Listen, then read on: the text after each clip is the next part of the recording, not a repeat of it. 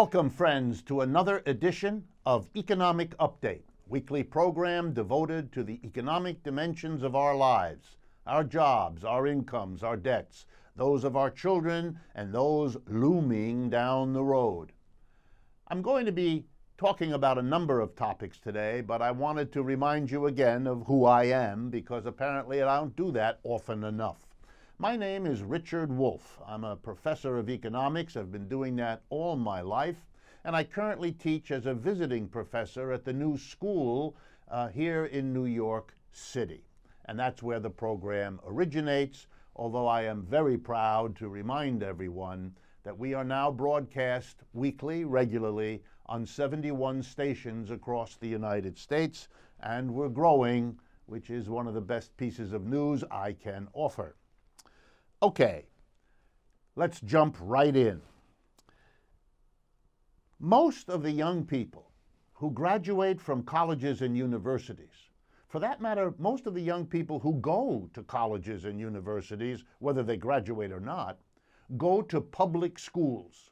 The overwhelming majority, roughly 3/4 of the graduates and the attendees at what we call higher education in the United States, go to public schools, not private schools. It is a public function to train, to equip, to educate the brightest, the best that go to colleges and universities. Unfortunately, a sizable number of the brightest and the best can't afford it these days, can't take on the debts these days, and that's a whole nother conversation. But I want to focus us on those who do go and on those who do graduate, whether they do so in a short amount of time or they have to go back to school and so on. Because there are some numbers that ought to concern every citizen of the United States, and indeed should have been, but wasn't, a major issue of the presidential campaign. In the year 2007 and 8, the academic year, that's the last year before the crisis of 2008, the collapse of global capitalism, hit us all.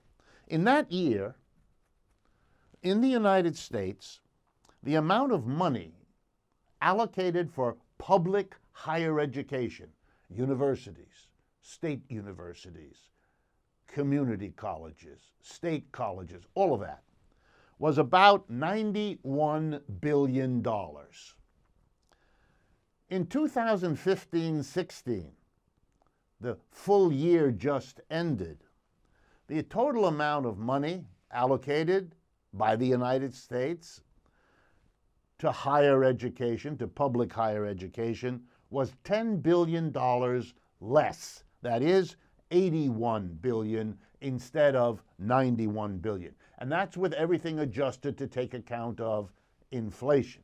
In other words, you had a major drop in the amount of money allocated to higher education, public higher education. Well, let's see what happened over the same period of time, 2007-8 to 2015-16, to full-time equivalent enrollment at public colleges and universities. It went up by just shy of 9%. Wow. Wow. The money allocated for higher education went down 11%. The number of people going to colleges and universities operated by state and sometimes local governments went up by 9%. The bottom line then is that state appropriation per student, the amount of money spent by public authorities per student over these years, roughly 10-year period shaped by the crisis of capitalism, dropped by 18%. Folks, that's staggering. That's an amazing thing for one of the richest countries in the world to say, that they dropped by almost a fifth the amount of money spent per student to educate him and her to be as productive a citizen as possible. Why do I say this? Well, every economist I know, left-winger, right-winger, center, agrees with the following sentence: "The future of the United States economically, in a world economy, depends more on the quality and quantity of the young people getting higher education than perhaps on anything else." It certainly is a major determinant of our economic future. What kind of a country shoots itself in the foot by dropping the allocation of money to higher education? And not just dropping it a little, dropping it a whopping 18, that's actually over 18% in a short, basically 8-9 year period. Sure, we're in economic difficulty, but the economic difficulty we are in is absolutely no excuse for creating worse difficulties for us down the road. By the way, these statistics, if you'd like to pursue them, can be found on the website of the Center for Budget and Policy Priorities, and their website is cbpp.org, which is where those numbers were taken. An economic system that would cut back on the basis of its economic future is an economic system that is out of control, that is as badly mismanaged and disorganized as our current political races for president suggest we are when it comes to politics. Let me turn next to an obscure legal proceeding in the town of Princeton, New Jersey. And you'll see in a moment why it is enormously important and deserves a few minutes of our time this morning. Last week, there was supposed to have been a court case brought by some homeowners and residents in the relatively small town of Princeton, New Jersey, against the very, very wealthy Princeton University that is located in the same town.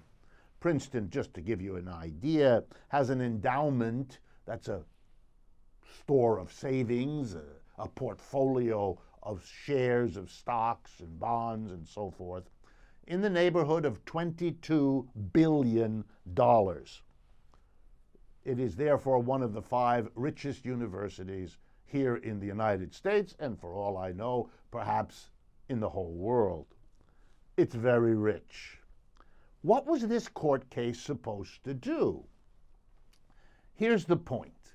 The local homeowners said, and by the way, many local small businesses agreed with them, that there is something fundamentally unfair about a huge university, wildly wealthy, being able to carry on commercial, profit-making enterprises, but because it happens on the campus of the university, they don't have to pay taxes. What that means is a source of revenue that's supposed to come to every community, both from the citizens who live there and the small businesses and medium-sized businesses and big businesses that work there. One of those sources of revenue, which in Princeton would be enormous since the university dwarfs everything else, is cut off from local taxpayer use. It's not available to the local community because they're not allowed to tax. Let me give you examples.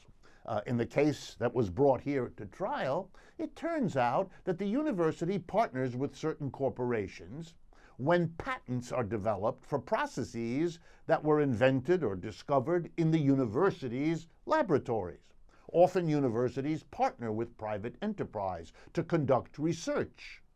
And this is very attractive because it turns out that when the research results in something you can copyright or patent or make private property one way or another and charge lots of money to other people to get the benefit from it, it turns out if you're a university, you don't have to pay taxes the way you would if it was just done by some other private enterprise. Let me give you another example.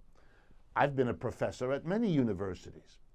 When I was a graduate student and teaching, for example, at the end of my formal higher education training at Yale University, I was able to use my Yale University office, like many, many other professors, to go around looking for profitable consulting gigs when I would do paid research or paid testimony. In other words, I was using my tax-exempt university office located in a tax-exempt university building, located on tax-exempt university land, to make private profit. And by the way, the federal government requires me to pay income taxes on that money because it's a private enterprise that I'm engaged in.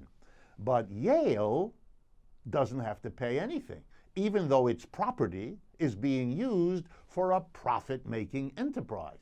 The university had a film series that competed with a local movie house. The university did all kinds of services out of its computer center, which it charged money for, but it didn't have to pay taxes. You get the picture.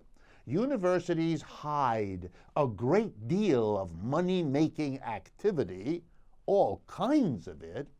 They hide it from taxes. They evade taxes because they say it happens on the university's land. Well, let me remind you what the law says. You get a tax exemption not because of where something happens, and you don't get a tax exemption because of the name of the institution. You're supposed to get a tax exemption if and only if your activity is a tax-exempt activity, like education, like charity, like religious services, and so on. What Yale and Princeton are doing, and all these schools do it, is hiding, evading. They are trying to say that because it's a professor in a classroom, because it's a department at the university, or because it's the legal office of the university that has a patent, even though they are engaged in activity that makes money, not activity that educates anybody, not activity that's charitable or religious, money-making, profit-earning activity, they can evade the taxes anybody else doing that has to pay by claiming they're a university. Well, the people of Princeton have had it.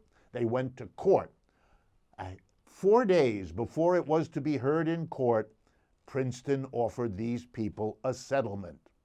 800 or so complainants were given $10 million, basically to shut them up, to evade the risk that in a courtroom of local people, this case would have been decided exactly the way it should be decided, against the university. And that would put at risk the university from many other suits to deal with all the other tax evasions that wealthy educational institutions practice as a matter of course.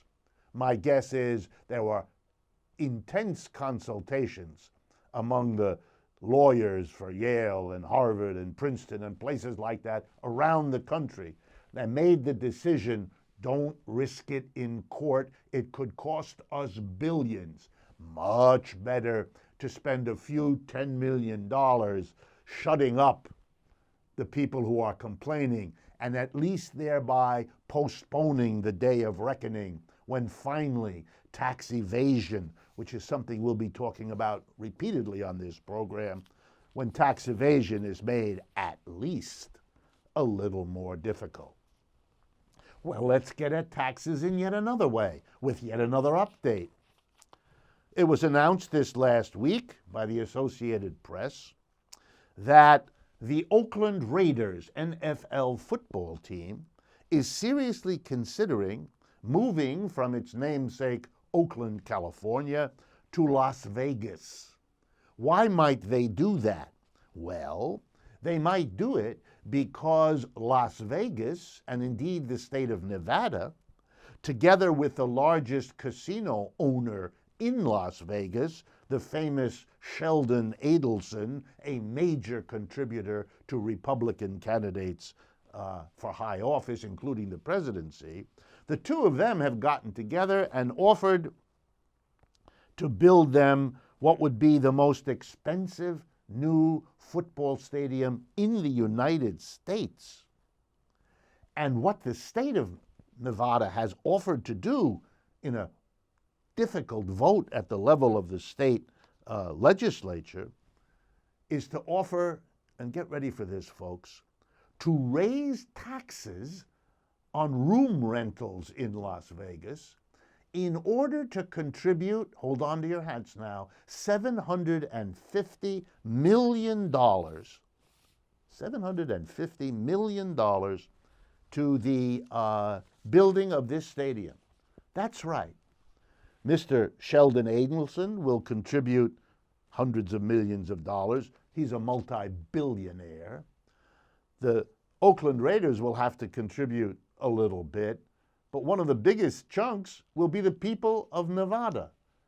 That is, in Nevada, where, among other things, they've cut back money for the state university, cut back money for all kinds of basic social services, done a real number on not meeting the needs of their people. They're going to raise taxes on room rentals in order to build an even bigger stadium, 65,000 seats, apparently, domed stadium, etc., etc. Why am I talking about this? Well, it's not really, although I sure could, to talk about what kind of priorities make a city and a state that cuts back on public services find it in its heart to raise taxes and build a stadium. Of course, the defense of it is the usual. It will create jobs. It'll create jobs in the short run for the people who build the stadium, the construction workers, and it will create longer run jobs for people who do the cleaning of the stadium, the serving of the hot dogs at the stadium, people who, as you well know, get wages that make them at or below the poverty level in our society. That's what Las Vegas gets for $750 million of taxpayer money.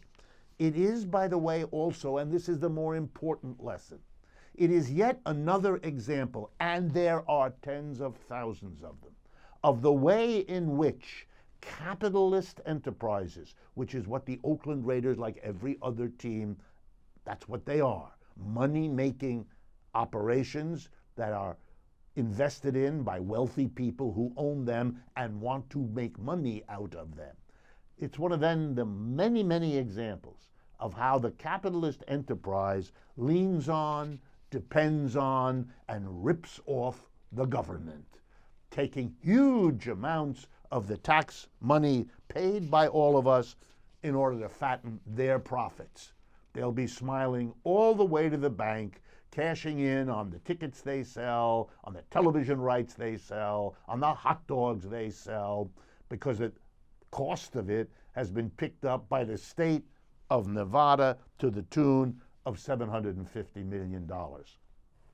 The next time you hear some businessman, businesswoman, business leader tell you about how private enterprise is the backbone of the government, of the economy, and we need to get the government off our backs. The government isn't on the back of capitalist enterprise. The government has been shoring up, funding, tax breaking, subsidizing capitalist interest from the beginning of capitalism. They don't want the government to help anybody else. They're very eager to have the government help them. Just watch the owners of the Oakland Raiders and Mr. Sheldon Adelson, the owner of the biggest casinos in many parts of the world, working overtime to get state money to fund their private enterprises. Well, here's my next story that I want to talk to you about, and this becomes an increasing part of our programs. I'm proud to say that, and I'm happy to say it, because I want you to enjoy, as best you can, the lifestyles of the rich and famous. To be a bit more honest with you, I want you to get to know them better and to see how they work. You know, I've said several times in recent weeks and months, I've told you about that report done by the British investigatory institution, very famous around the world, called Oxfam, O-X-F-A-M, which you can also find on the internet if you're interested in their very, very good work. And I told you about a report, I believe, issued in February of this year that left us with the following statistic, that the 62 richest individuals in the world together own more wealth than the bottom half, the poorer half of the world's population, 3.5 billion. I'm not going to tell you again the immorality, the ethical horror of what that means. I want to introduce you and talk to you briefly about the wonderful career of one of those 62 people. Okay? His name, for everyone to know, and I want to be sure to pronounce it correctly, Al-Walid bin Talal. He is a prince in the royal family that governs Saudi Arabia. And he is listed as, I believe, I want to get his rank correctly here and not misstate it, that he is one of the 21st, I think 21st is the number of richest people in the world. In any case, he's one of them, and he's doing real well. How did he get into the news this last week so that I could catch hold of him and tell you a story? Well, he bought a yacht. And the yacht he bought was originally built, by the way, it's a yacht that I'm going to describe to you in a few minutes, was originally built for another Saudi Arabian billionaire named Adnan Khashoggi. But it is now, as I say, it has been purchased by Al-Walid bin Talal. The yacht was built in 1980 by the yacht builder Benetti. It then cost, in 1980, $100 million. That would be almost $300 million now. Its original interior, for those of you who care, was designed by Luigi Sturcio. Okay? It is 180 meters, it's 85 meters long. At that time, it was the longest, biggest yacht in the world. Bigger yachts have now been built, and it is half a shame to tell us that it is now ranked below 60th largest yacht. If these kinds of distinctions don't mean much to you, they don't mean much to me either, but I thought somehow it might be interesting. This yacht has had a famous history. It appeared in the James Bond movie Never Say Never Again, where it featured as a mobile headquarters for some evil empire, etc., etc. The original owner, Adnan Khashoggi, ran into financial difficulties. So in 1988, he sold it to the Sultan of Brunei, another billionaire in that top list. And he shortly thereafter sold it, and I thought this was cute, to a man named Donald Trump for $29 million. And after he reconditioned it and spent a lot of money on it, Trump renamed it from its original name, Nabila, for the daughter of Adnan Khashoggi. He renamed it Trump Princess. Okay. Then it turned out Donald Trump ran into financial difficulties, and he sold it in 1991 to Prince Al-Walid bin Talal for a mere $20 million.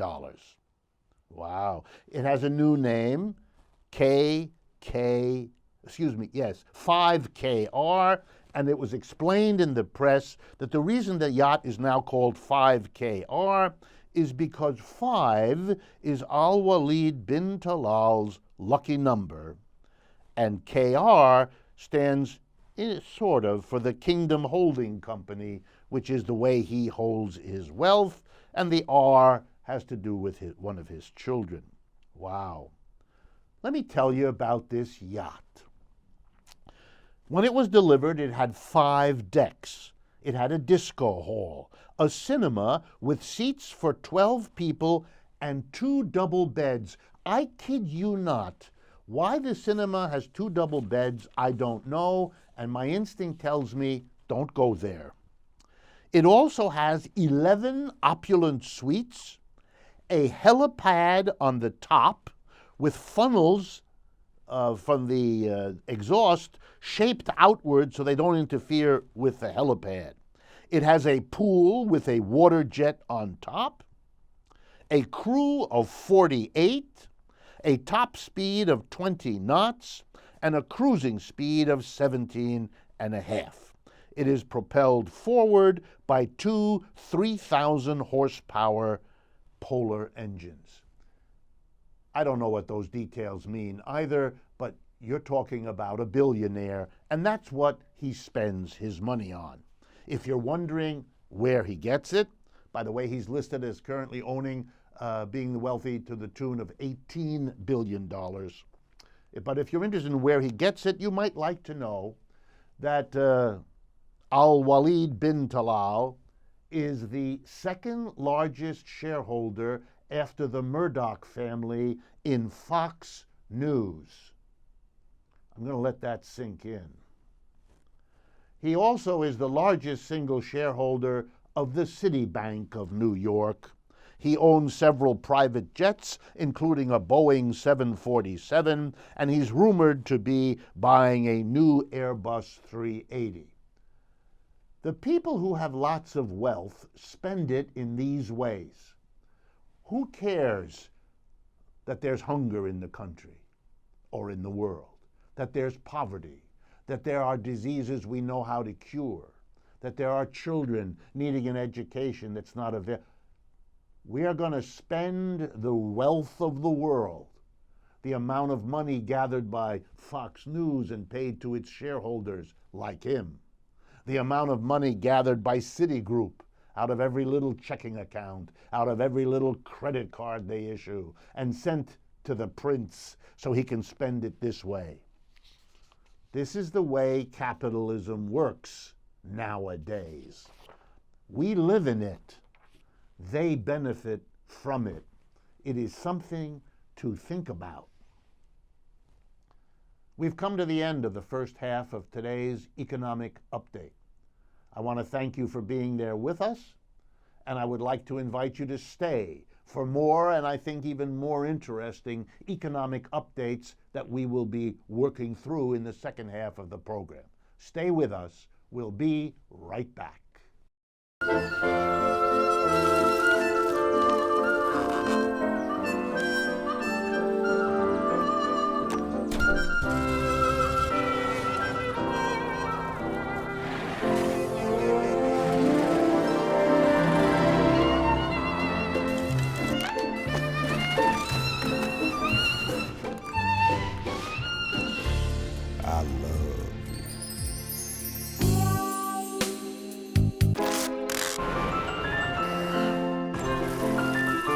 Strawberries? Okay.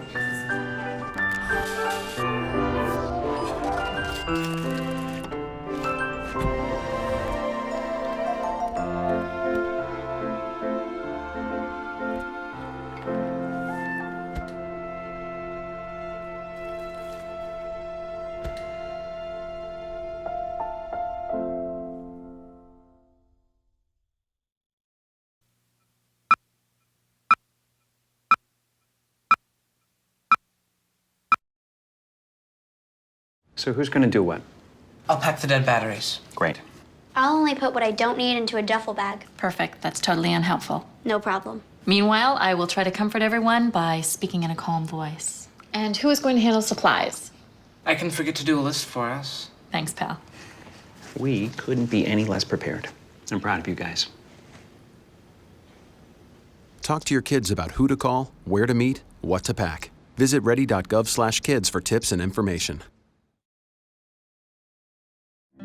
When some people struggle with their mortgage payments, they become frozen. But the people who take action are far more likely to get the most positive outcome. Call this free government program for the option that's right for you. Welcome back, friends, to the second half of Economic Update. Here we are in October 2016, and the updates keep coming to me, often from many of you. And I wanted to take a moment to thank you again for sending us interesting materials, interesting articles. They're very valuable. It's a wonderful way for you to partner with us and for us to benefit very much from the partnership. And again, the way to do it, very simply. go to our websites, rdwolff.com and democracyatwork.info. Both of those websites enable you to contact us, to email us, to send us anything you like, to tell us what you like and don't like about the program. Make it better for you by letting us know what you want and what you would like to see, more of, less of, etc. By the way, those websites are also where we upload material literally every day, where you can follow us on Facebook, Twitter, Instagram, just by the click of a mouse. It's very easy. It allows us to provide you with all kinds of information, all kinds of audio and video and written materials. We do that to serve you and to build the audience and the awareness that this program is committed to. Partner with us. Make use of that material. Share what we're doing here with people you know might be interested. All of that's possible. I want to thank the very warm reception I got this earlier this week when I visited Florida. I spoke in Sarasota and St. Petersburg and in Tampa. The audiences were wonderful. The questions couldn't have been more interesting, both for me and I hope for the audiences that were there. This is a wonderful opportunity for me to get around in the country, to meet people, to have the kind of extended interaction that our program simply doesn't make possible. If you are interested in having me come to that part of the country that you are active in or where you live, just use those websites that I'll give you again in a moment as a way to begin the conversation. We have people who will work all that out with you, just as we have people who will help get this program on even more stations than the 71 that carry us now. So as I say, rdwolff.com and Democracy at Work, that's all one word, democracyatwork.info. That's the way to partner with and to extend thereby the influence and reach of what we do each week on this program. Let me get right back to the economic updates. I was struck this week, to be particular, on October 19th, 2016, by an article carried in Bloomberg News. Bloomberg News is, if not the most important financial and economic news service in the world, certainly one of the handful that reaches the most people in the business world or people interested in the business world. I follow it all the time because it's a way for me to gather materials, among other things, for this program.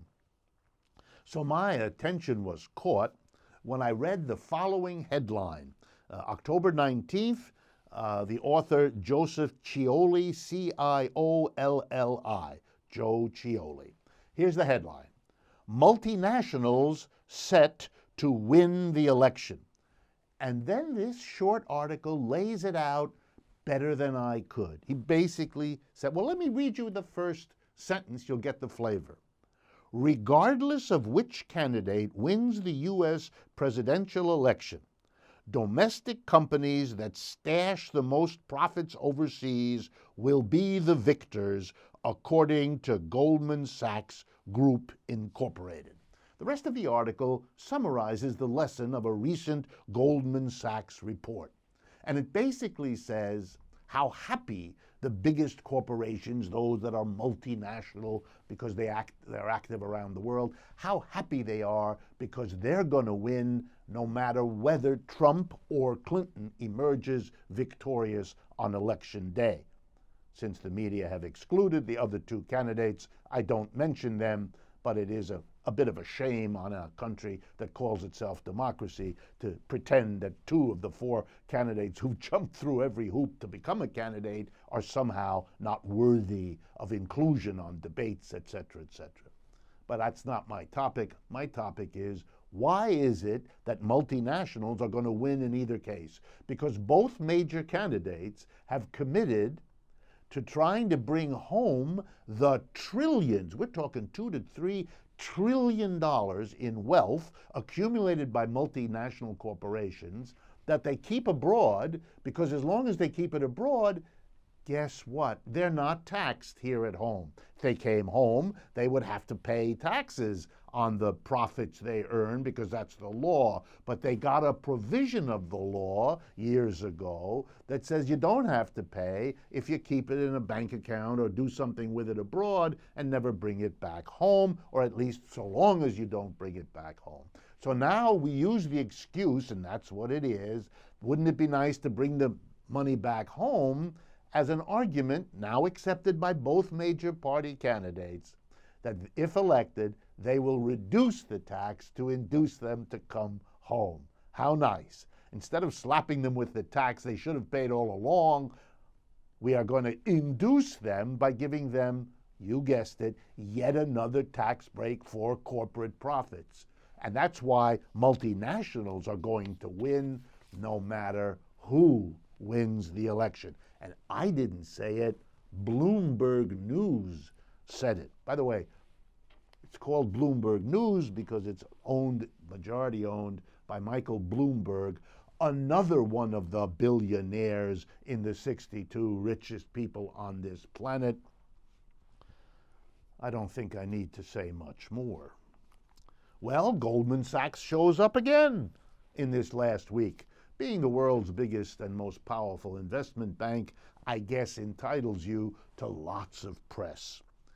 This time the press had to do with activities in a courtroom in London, England. There the two sides squared off. On the one side, Goldman Sachs, international investment banker. On the other side, the sovereign wealth fund of Libya, the country in North Africa. First, let me explain what a sovereign wealth fund is. Countries, and these are mostly countries that have some rare natural resource, gas, oil, but not only, there are other kinds of countries. If they can accumulate a great deal of money, these countries, because of the prices they charge for whatever it is they have or do, they can put that money aside, and many do, into what's called a special fund, and use that money to invest in stocks and bonds around the world in order to make it grow, and to have it, perhaps you can think of it this way, as a reserve fund. One of the most famous in the world is the Sovereign Wealth Fund of Norway. Norway knows, very, very wisely, that the oil and gas found there is a limited resource. They can sell it for a great deal of money, but as they sell it, they run out of it. There's only so much beneath the land and water of Norway. And so they decided that not to lose out on all the benefits when the oil and gas run out, that they'll take a good part of the revenue they get from selling oil and gas now, put it into a fund, invest it wisely around the world, and therefore get a benefit for many more Norwegians for a much longer period of time. That's what a sovereign wealth fund is. And Libya, which has oil and gas as well, did that. Well, the problem was the Libyans wanted to get wealthy quickly, and they turned to the Goldman Sachs Corporation, as many sovereign wealth funds have, to help them. Don't you know of some good investments that will get us more return than simply buying stocks and bonds, which we know how to do? Oh, yes, said Goldman Sachs. We have these complicated derivative instruments. The very language is daunting, and you get the kind of picture. Goldman Sachs is pitching these clever deals to the Sovereign Wealth Fund, whose desire to grow quickly and become even richer is salivating at the prospect of making a killing. Well, but they might not be salivating enough. What the courtroom showed in London was the following. The Libyan Sovereign Wealth Fund claims they were systematically misled by Goldman Sachs, that they lost as a consequence of risky deals that Goldman Sachs entered into with their money, having told them a story about how the risk wasn't very great. Now the Libyans claim it turns out the risk was great. The reason they know that is they lost $1.2 billion, at least that's the claim. Goldman Sachs invested it, and that money was lost. those investments turned bad. Goldman Sachs says that's the way the market works. They didn't mislead anybody. They told them what the risks were. The Libyans say, no, you didn't. What got a little bit dicey was the revelation in the courtroom that Goldman Sachs had, I'll be careful with my words now, provided trips, rewards, gifts, including perhaps prostitutes to the various personages, internships to their relatives. All kinds of things were alleged and claimed, denied and denounced. But you get a glimpse from that trial into the seedy world by which bankers suck the money into their own hands that was supposed to help countries around the world have a less short time of benefiting from their natural resources. For those of you interested, the court in London found in favor of Goldman Sachs and against Libya, which is now considering, of course, appealing this judgment.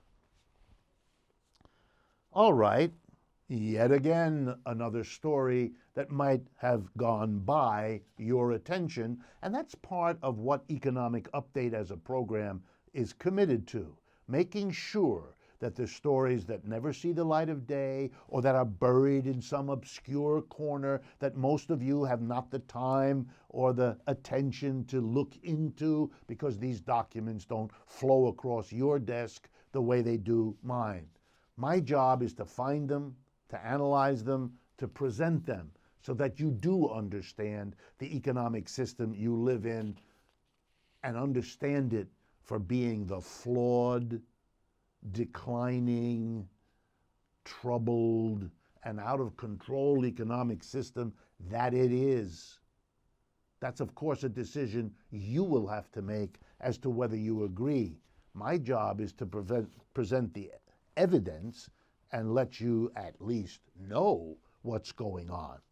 So I turned recently, with great interest, to a story that appeared in one of the most conservative business publications in the world. It's a British magazine called The Economist. I presume many of you have seen it. It's very widely distributed around the world. And in the issue of The Economist, dated October 15th of this year, there was an article, and I'm going to read you the title of the article and then analyze quickly with you what it says. Here's the article that is the form of a question. Why did the Obama administration change its mind on the American Airlines US Airways merger? Okay, let's review quickly what happened.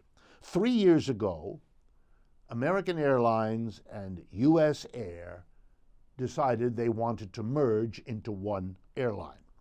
The Obama administration filed a lawsuit against that merger, alleging that it would raise prices and fees, cut service, and be bad for the American people.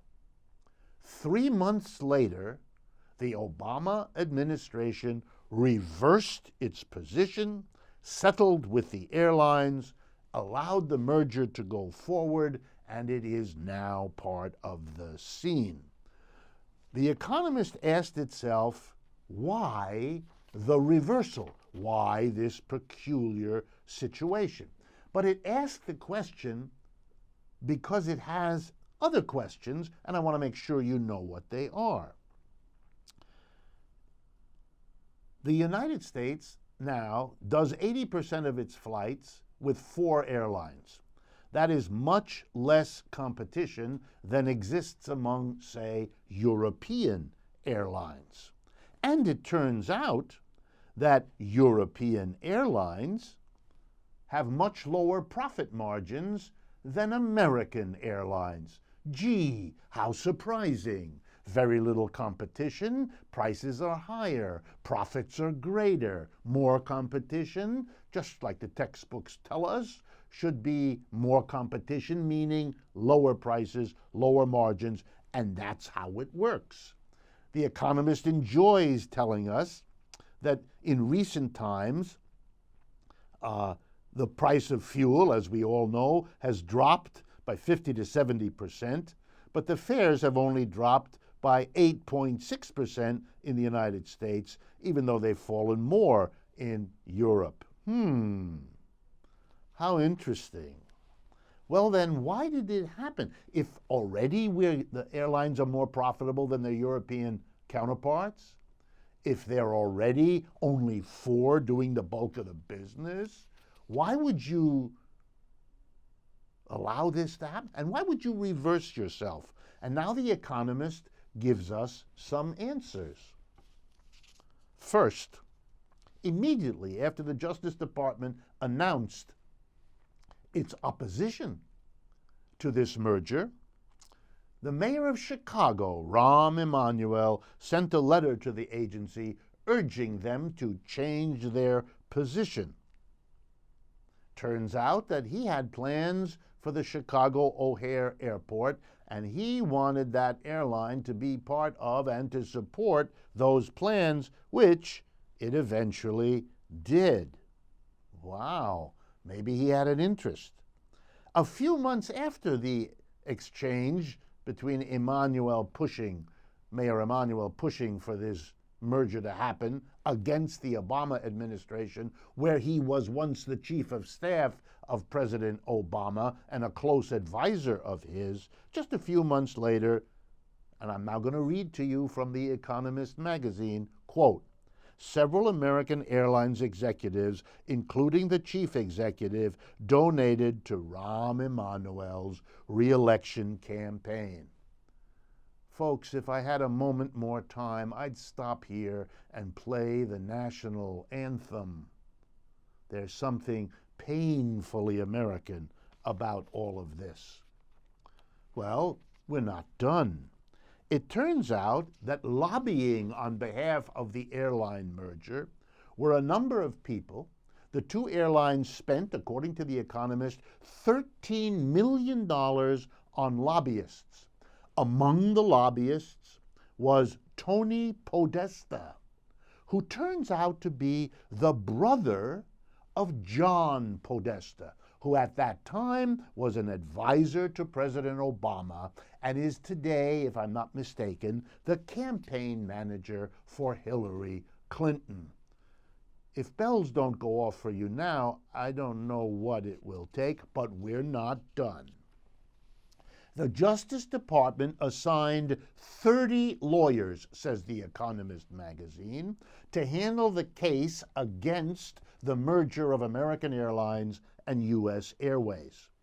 The airlines mobilized 4 times that number of lawyers, including many who had previously worked in the Obama administration at very high levels.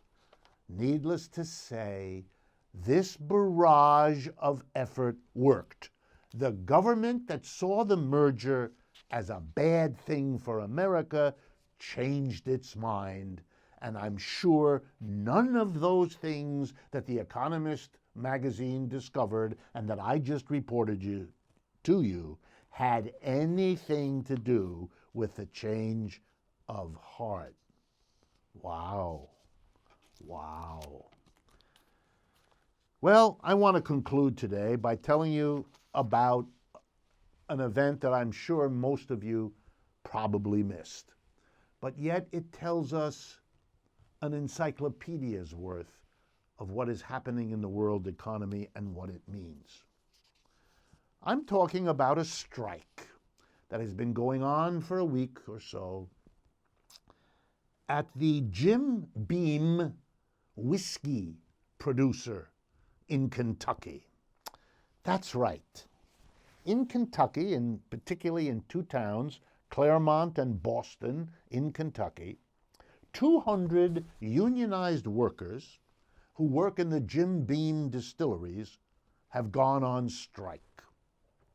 They are very upset that they are working very, very long hours without time to see their families. They're actually not complaining all that much about the wages of the full-time workers. They are much more upset about 2 other things: that new workers are being hired at much less than what the traditional workers, and many have worked there 20, 30 years, are getting. And they're even more upset that temporary workers are becoming a larger and larger part of the workforce. And whereas those who have been at work for a long time are earning $23 an hour, the new employees are earning only $17 an hour, and the temps are being paid $11 an hour. You don't need an advanced degree in economics to understand what's going on here. Wow. So let's talk a little bit about this strike and what it teaches us. Many of you probably believe that Jim Beam whiskey, whether you happen to drink it or not, and it's one of the major producers of bourbon whiskey in the world, as is Kentucky as a state, you might be surprised to learn that Jim Beam, this American icon of bourbon whiskey, and bourbon is an American invention, is an American product, isn't owned by Americans. Jim Beam is a subsidiary of the Japanese multinational corporation known as Suntory. What does that tell us? It tells us that a local company found profit in selling out to a huge multinational. And not that I'm in favor of small-scale capitalist enterprise as somehow better or different in basic structure from a large one, but it is the case that a company born and raised in the Kentucky neighborhoods where it exists may have a different attitude towards its workers, towards its community, towards its obligations as a citizen, of its local area than a multinational corporation with operations around the world, headquarters 10,000 miles away, etc., etc. More and more of the American economy is in the hands of multinationals. And by the way, it isn't that much better to be in the hands of an American multinational than it is of a Japanese or a European. They are more like one another than they are different, and they have global operations that make them function, and the care and attention and loyalty they have to any one small part of it is minuscule. And that would be the case if it were an American multinational, every bit as much as it is with a Japanese. Well, what's going on here that has broader lessons for us? Well, I think it's this. If you allow a private company, as Jim Beam once was, an independent private company, to function in an area, then you're saying, okay, it'll make some jobs, it'll produce some product. It has some organic relationship to the environment in which it functions. But if you allow a private company, when and if it feels like it, to sell itself to another company, that may be very good for the executives who will get a bonus, who will get a new job, who will get a higher corporate salary, and it may be very good for the shareholders who get a nice boost in the value of their shares when the big company buys them out as owners of the shares of the little company. So it's good for the executives and it's good for the shareholders, but it is not good for the workers there. How do we know that? That's why they're on strike, because they are getting shafted here. The decision made by a small number of people, the board of directors of Jim Beam that made that decision, was 15 to 20 people. The number of folks on strike, 200, that's 10 times what we're talking about. A decision was made by 1/10 of a community, the people who work in and around Jim Beam, and it affected 100% of the community. That's not democracy. Since everybody was affected by what was done, selling the company, everybody should have had some say in the matter. Everybody should have had some democratic participation. The majority have been hurt, and not just the majority on strike, but the majority of people in the community affected by this. It's a wonderful example of what it means to allow small numbers of people to have the kind of power that the corporate capitalist structure conveys on them. But that's not all. Permit me to make an observation, a kind of hypothetical. Imagine with me, imagine if the Jim Beam Corporation hadn't been a top-down, undemocratic, capitalist enterprise. Major shareholders, a few. Board of directors elected by them, 15 to 20 people. That tiny group of people making a decision that impacts Kentucky, that impacts Claremont and Boston in Kentucky, that impacts immediately the 200 families of those who are striking, and indeed the other workers who aren't striking because they're not part of the union, etc. Imagine an alternative. Imagine a Jim Beam in which the workers, 200, 300, 400, however many there are, managers included, were a democratic cooperative. Imagine that. Maybe if everybody had to decide what to do with the company, they might not have decided to sell it to a global multinational. I don't know, but it's worth a shot. And imagine if companies in general were democratically run. I don't think, and let me push this to get you to see the point, I don't think a strike would ever happen, because a strike makes no sense. When workers strike, they hurt themselves, they have no income, and they hurt the company, which has no profits because it has no product. This is a situation where both sides lose, and it's because they're always set against each other. The capitalists trying to get more, the workers trying to hold on. If workers were the owners and operators, they'd be on both sides of that conflict. And what they lost as a worker, they'd gain as an employer. What they lost as an employer, they'd gain as a worker. There'd be no point in having issues resolved by a strike. We would have an economy that runs very differently. Think about it, friends. It is an enormous lesson from a little corner strike in Kentucky at Jim Beam. We've come to the end of our time for today. Thank you so much for being part of this program. Let me remind you, please, that we have already a partner called truthout.org, a remarkable independent source of news and analysis, and that we're looking for more partners, yourself included. Go to our website, particularly democracyatwork.info. Check out sponsor for a way for you to help this program. But check out the entire website for the many ways you can partner with us. We want you to, we invite you to. And I look forward to speaking with you again next week.